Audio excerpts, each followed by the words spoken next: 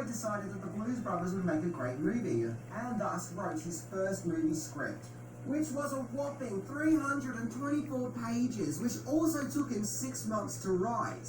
Yeah, as mentioned, it was his first movie script. This, however, took place after there was a bidding war between Paramount Pictures and Universal Pictures as to who would produce the Blues Brothers movie, with Universal Pictures winning the rights, and thus the Blues Brothers movie was greenlit. Number 9. The movie went way over budget. So with the forming of the Blues Brothers movie, John Landis was hired as the movie's director, on the account that he had already worked with Belushi a few years earlier when he directed the successful outrageous comedy caper Animal House, where Blues Brothers was to be filmed in and around the city of Chicago. Universal wanted to give the movie a budget of $12 million, but Aykroyd and Landis insisted that the budget should at least be $20 million, until finally $17 million was settled. However, during filming, the budget rose to $27 million. To be fair though, the movie's budget was pretty extravagant. For example, Belushi got paid way more than Dan Aykroyd, twice as much to be precise. And the scene where the army arrives to take down Jake and Elwood cost $3.2 million alone. Yeah, the Blues Brothers had a runaway budget, with all kinds of expenses being used, some of which were for the most bizarre of reasons, as we'll discover along the way. But hey, it was all worth it as the end product is a masterpiece. Number 8. The movie could have been less blues and more disco.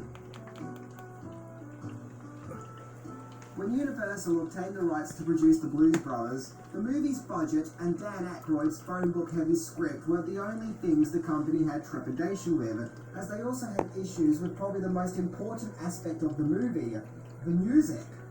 The Blues Brothers features appearances and musical numbers from many renowned artists, such as James Brown, Ray Charles, and Aretha Franklin.